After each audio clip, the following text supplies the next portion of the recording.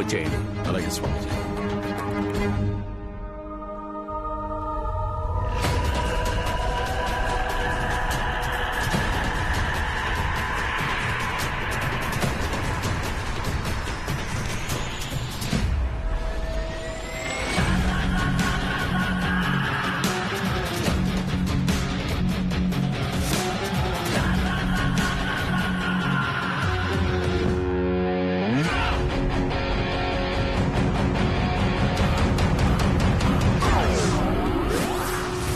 రే బామర్ది, నా కోసం హెల్ప్ చేయాలి. కాసేపు దెయ్యంలో నటించాలి. ఏంట్రా ఆలోచిస్తున్నావు? నిన్ను నమ్మి మాట ఇచ్చాను రా. అన్నయ్య టాబ్లెట్ వేసుకో. ఇది నా మాట, నా మాటే శాసనం. నువ్వు నటిస్తున్నావు అంతే. కాదు కాదు, నువ్వు దెయ్యంగా మారిపోవాలి. రారా. స్కూల్ రోజుల్లో నీకే వేషం ఇచ్చినా ఆ క్యారెక్టర్ గా మారిపోయి దొల్లగొట్టి దూపమేసి ఆ ధూమ్దార్ రాఘవని నేను మళ్ళీ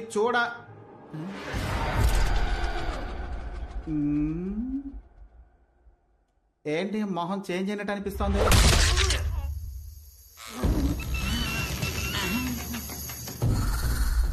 అభిషేక్ ని మిక్సీలో కొట్టిన మిల్క్ షేక్ లా చేసావు కదరా.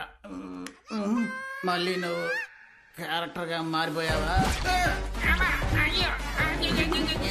ఏంట్రా జిలేబీ తోడుతున్నావు?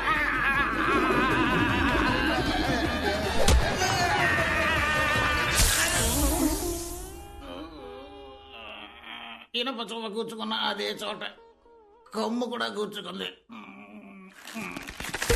10 కిలోల బంగారం కోసం ఇన్ని పొడుపులు పొడిపించుకోవాలా? అది మాత్రం ఎంతకంత తట్టుకుంటుంది పాపం. నా వల్ల కావట్లేదురా దేవుడా. ఏంటి ఎవరి దగ్గర ఆశీర్వాదం తీసుకుంటున్నావు? అప్పడంలో అనగొట్టేశాడు. ఆశీర్వాదం అంటున్నావా? బామ్మర్ది, ఈయన కోసమైతే ఇలా నటించమని చెప్పాను. బయరం మాట్లాడుకో. ఎవడు వీడా? వీడితో తలనొప్పి అయిందే. నీ యాక్టింగ్ బాగుంటుందా? ఏది నన్ను భయపడి చూద్దాం.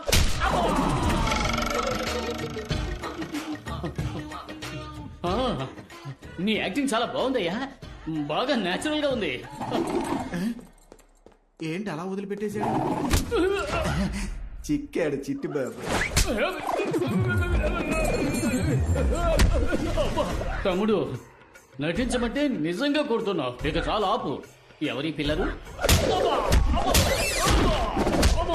ఇదిగో, కొట్టే వాళ్ళందరూ వాళ్ళ ఉన్నారా లేక వాడే అందరినీ కొడుతున్నాడా? అభిషేక్, నీ ఒపీనియన్? ఇకపై మనం కాంప్లాన్, బూస్ట్, హార్లిక్స్ అన్ని కలిపి తాగాలనుకుంటా. ఎందుకు సార్? మనకి దెబ్బలు తట్టుకునే శక్తి కావాలిగా. కొట్టిన కొట్టుడికి కలబోసి కడుపులోనే కక్కుకున్నట్టుంది. కాంప్లైంట్ కావాలా నీకు? ఎక్కడికో అర్జెంటుగా తీసుకుపోతున్నట్టుగా ఉంది. ఎందుకు రివర్స్ గేర్ వేశాడు? అన్నులు తిన్నా నీకు తిక్క కుదరలా. అమ్మా, అయ్యయ్యో, మళ్ళీ మన మీదకి వస్తున్నాడే. దేన్ని ఒక టేక్ లో ఓకే చేయడు సార్. ఏదో నీ మాట వింటాడు అన్నావుగా, కొంచెం కోటింగ్ ఆపమని చెప్పరా. అరగంటకు పైన అయింది సార్ నేను చెప్పి. ఆడ క్యారెక్టర్ నుంచి ఇంకా బయటికి రాలేదు.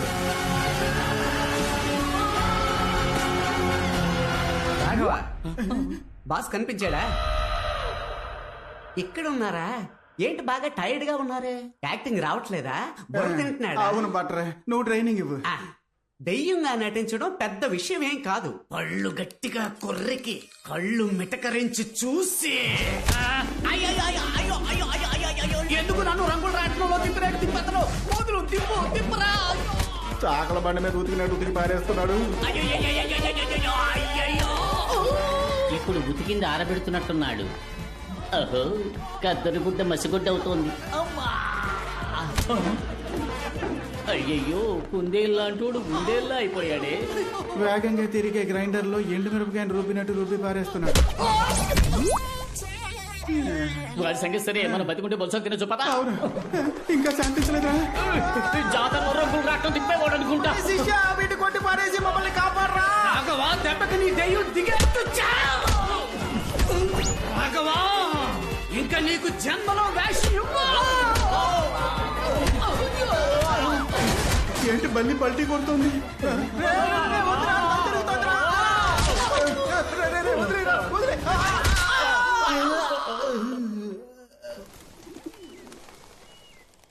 రాఘవ ఒంట్లో ఆత్మ ఉందని మీరెలా కనిపెట్టారు? నిన్న కాళీని వెతుక్కుంటూ వాడింటికి వెళ్ళారు. అక్కడ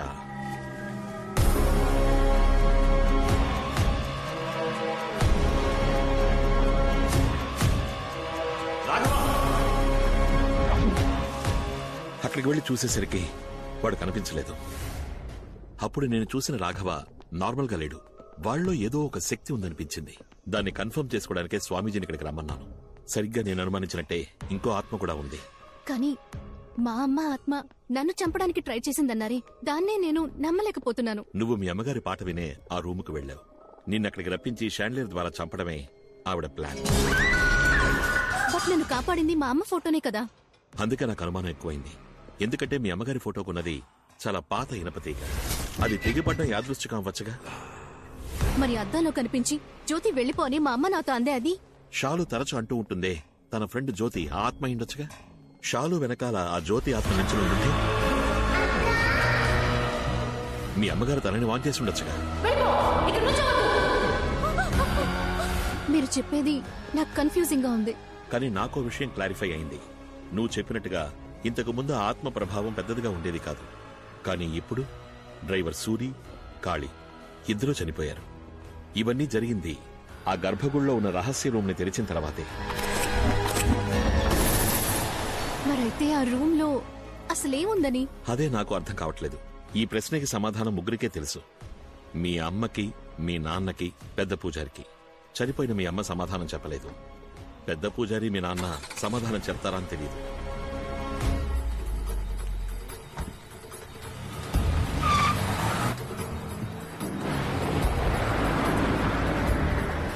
బాడీ వచ్చింది. మనం ఒకరికొకరు అమృతాంజనం రాసుకుందామా? అప్పుడైతే మీ ఆవిడ వేడి నీళ్ళు పెట్టమన్నాడు సార్. మనం ముగ్గురం కలిసి లాల్ పోసుకుందాం. రాఘవ ఎవరితో వెళ్తున్నాడు? జమీందార్ తోటే. వాడినిందుకయ్యా పంపించారు? ఆడిని మేమేం పంపించలేదయ్యా, ఆడే మమ్మల్ని పంపులా కొట్టాడు.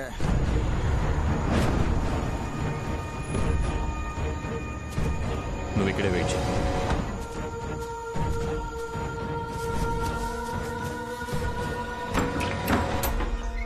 స్వామి, నాకు చాలా భయంగా ఉంది స్వామి. 2 రోజుల నుంచి ఖాళీ కనబడడం లేదు. కొన్నాళ్ల క్రితం డ్రైవర్ సూర్య అంతఃపురం స్విమ్మింగ్ పూల్లో చచ్చిపడున్నాడు. మొదట్లో కరెంట్ షాక్ కొట్టి చచ్చిపోయాడు అనుకున్నాను. కానీ జరిగే సంఘటనలు బట్టి చూస్తుంటే ఇదంతా తన పనే అనిపిస్తోంది. అవును, ఆ తలుపును తెరిచినప్పటి నుంచే ఇలా జరగడం మొదలైంది స్వామి. ఇక మిగిలింది మనిద్దరమే స్వామి.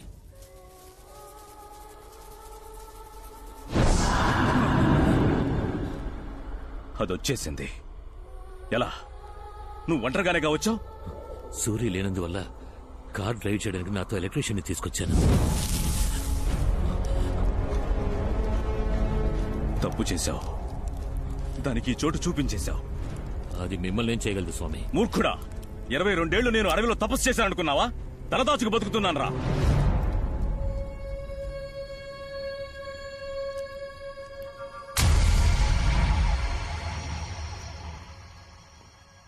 రాఘవ, నువ్వెందుకు ఇక్కడికి?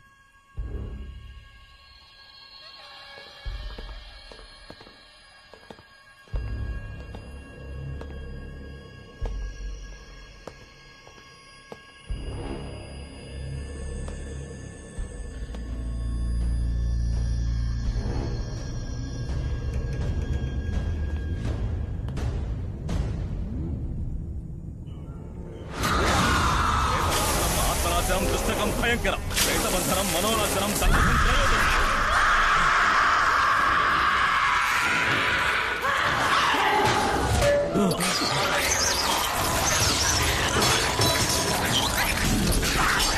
స్వామి రండి స్వామి, వెళ్ళిపోదాం. దాన్ని వదిలేస్తే అది మనల్ని మళ్ళీ వెతుక్కుంటూ వస్తుంది. నువ్వు ఈ కలస తీర్థంతో ఇక్కడే ఉండు. నేను అమ్మవారికి ధారపోసిన చీరతో దాన్ని బంధిస్తాను. కలసం కింద పడకూడదు.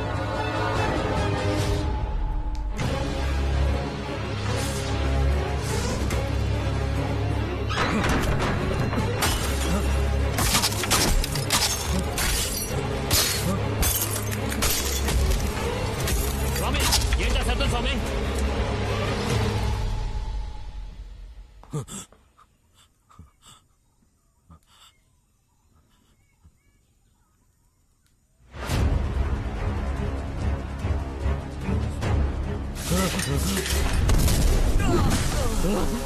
ఈ తీర్థపు శక్తి దాన్ని ఎక్కువసేపు కట్టడి చేయలేదు. రా వెళ్దాం.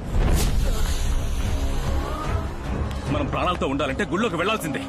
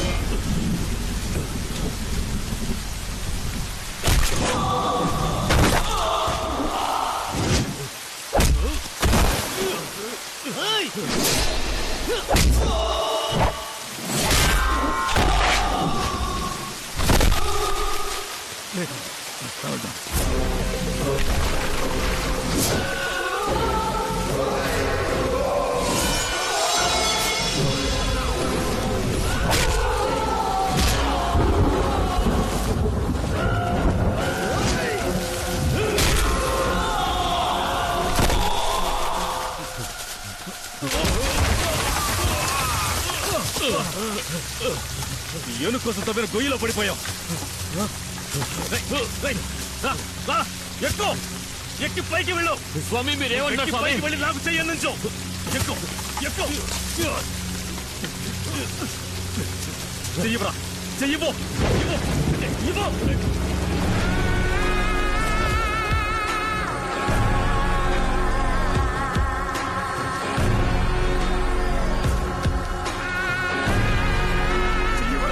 దుర్మార్గుడా. రేయ్, రేయ్, రేయ్.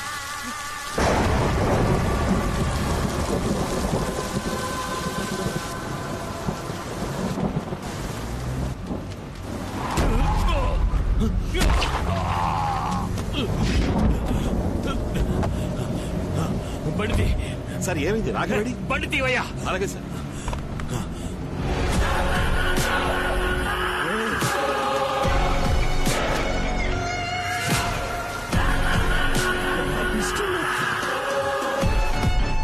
రేయ్, నీకోసమే కదా ఇదంతా చేశాను. నన్ను వదిలేసి వెళ్ళిపోతున్నావేంట్రా?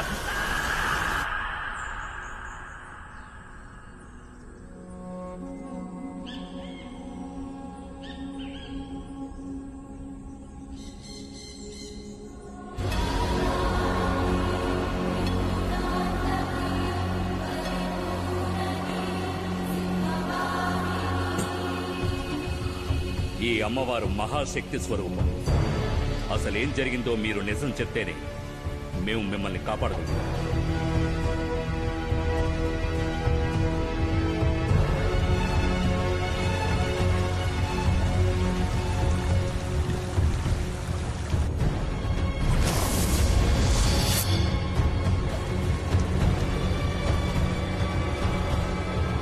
నన్ను వదిలేసి భయపడకండి. నా వల్ల మీకు ప్రమాదమేం లేదు. నిజానికి నాకు మీరు మంచి చేశారు. నేను మీ అబ్బాయి ఇష్టపడుతున్నానని తెలిసి కాదనకుండా మా పెళ్లి ఒప్పుకున్నారు. కానీ క్షమించరాని ఒకే ఒక తప్పు చేశారు. వంశపారంపర్యంగా దివ్యవాకు చెప్పే కుటుంబంలోంచి వచ్చిన వారే ఆ స్వామీజీ. ఈ మంత్రతంత్రాల్లో ఆయనకి సాటి ఎవ్వరూ లేరు. అతని ఒక్కగానొక్క అబ్బాయి పెళ్లిని నన్ను ముందుండి జరిపించమని చెప్పారు. నేను వెళ్ళాను. అయ్యా, ఈ మాంగళ్యం నీ చేత్తో ఇవ్వండి. నీ అందానికి నువ్వు ఉండాల్సిన చోటు ఇది కాదు. ఏం దిగులు పడకండి, నేను తన్ని మహారాణిలా చూసుకుంటాను. మీ మీద నీ మీద నీ మీద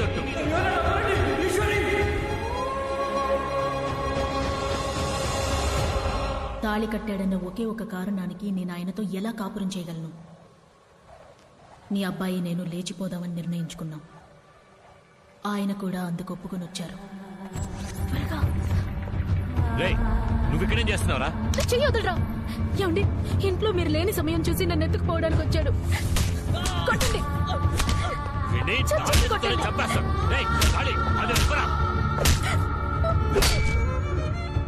అతను తన్నులు తినడం చూసి నేను తట్టుకోలేకపోయాను. కానీ అతన్ని కాపాడాలని నిజం చెప్పుంటే నన్ను చంపేసి ఉండేవారు. నేను చనిపోతానని కూడా నాకు బాధ లేదు. కానీ ఈశ్వరి కడుపుతోందని తెలిసి నేను చాలా సంతోషించాను. అంతఃపురానికి వారసత్వం రాబోతోందని అందరూ తనని మహారాణిలా చూసుకున్నారు. పుట్టబోయే నా బిడ్డను చూడ్డానికి అందరం సంతోషంగా ఎదురు చూశాం.